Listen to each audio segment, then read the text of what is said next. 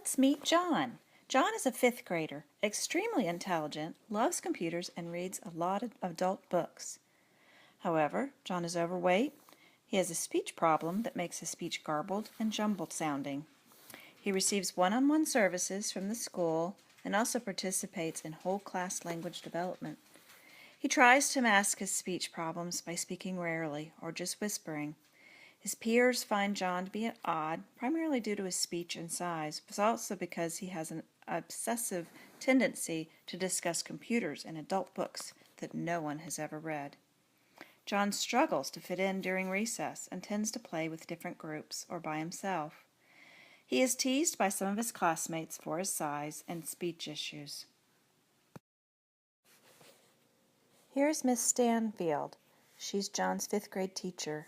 She knows that her class this year has not become a peaceful and unified group. She has struggled with the social dynamics primarily concerning two groups of students. There's a team of boys who tease John and are comprised of two ringleaders, Cedric and Matt. There's also a group of four girls who criticize their peers because of clothing and appearance. Here is Mr. Lewis. He's a paraprofessional who monitors the playground during recess. He's noticed that John has had problems and he is sympathetic, and he allows John to sit on the bench beside him during recess. But as time has passed, he's become impatient with John and has forced John to go and play with the other children on the playground. Matt and Cedric are two kids that tease John. They make fun of his size and his speech problems. John has told on them before, and they were reprimanded for teasing. After that, they started calling John a tattletale and got other kids to call him that too. They also were turned in for terrorizing their peers in the bathroom and along the hallway behind the gym. In an attempt to squelch their ringleader behavior and to try to win them over, Miss Stanfield designated them as her special classroom helpers. It had no effect on the many subtle ways they intimidate their peers. There's another group of kids that pick on John. They are four girls that are hard workers and teacher pleasers, but they are into fashion and expensive clothing, and they pick on John and other people for their appearance. Wendell and Billy are two classmates of John's. John plays with them on the playground because they play on the rocks at the edge of the playground, far away from the other children. John feels like a third wheel with the boys. He finds them immature and doesn't enjoy the games they play. What is the problem? John is leaving the playground during recess and running into the woods. It doesn't seem to be the first time, but we don't know how often it happens. Mr. Lewis returned from recess one day with John and the rest of the class. He had a stern look on his face and his hand over John's shoulder. In front of the class, he tells Miss Stanfield that John was found out in the forest about 200 yards from the playground. Miss Stanfield leans over and quietly asks John why he was in the woods. John looks down and responds, "Teasing." She asks John who was teasing him, but John refuses to give her an answer. What is the background story? Earlier in the year, the two tough boys, Cedric and Matt, teased John about his weight and speech. John turned to Miss Stanfield and told on them. Miss Stanfield punished the tough boys for teasing John. This backfired on John. The tough boys started calling him a tattletale.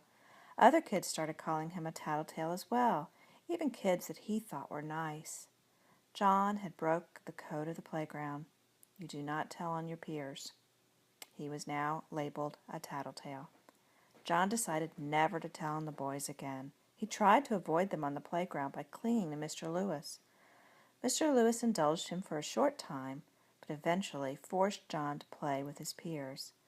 That's when John decided to play with Wendell and Billy out on the rocks far away from Cedric and Matt. As he played with Billy and Wendell, he realized that he really didn't have much in common. They babbled on endlessly, and he felt they were childish as they played with action figures. He felt like a third wheel with them, but he preferred smaller groups, so he stayed there. After the conversation that Miss Stanfield had with John about running away into the woods, she remembered a conversation she had with John's parents recently. John's parents expressed concern about John's difficulties making friends, and they are worried he is becoming an outcast and a loner. John is the youngest in his family. He has 3 older sisters, all 10 years or more older than him. John was a surprise, and when he was born, his parents found him to be more challenging than his older sisters. John was diagnosed with a severe articulation problem at age 4 and has made progress, but still has a long way to go if people other than his family are to understand him. John has also inherited his father's weight problem, something his sisters avoided. So why is John running into the woods? When John told his teacher about the teasing the first time, the ringleaders started calling him a tattler. But the teasing did not stop. It became clear to John that he could not tell his teacher about the teasing. It only made the problem worse. He vowed to never tell again. However, it made him feel even worse about himself. He decided to join 2 boys in the playground that played in the rocks far away from the other kids. He doesn't particularly care for the 2 boys at the times, as he finds some of their games immature. But he doesn't have a lot of other options, so he plays with them anyway. Sometimes he just wants to get away from it all, and he runs into the woods. For this case study, I'm only going to address John and his self-esteem problems and why he's running away. Some of the solutions that I can see the school addressing would be specifically John running away, pushing him to realize that he cannot run away from the campus. It's not safe, and he needs to stop. The problem is that it doesn't deal with why he's running away.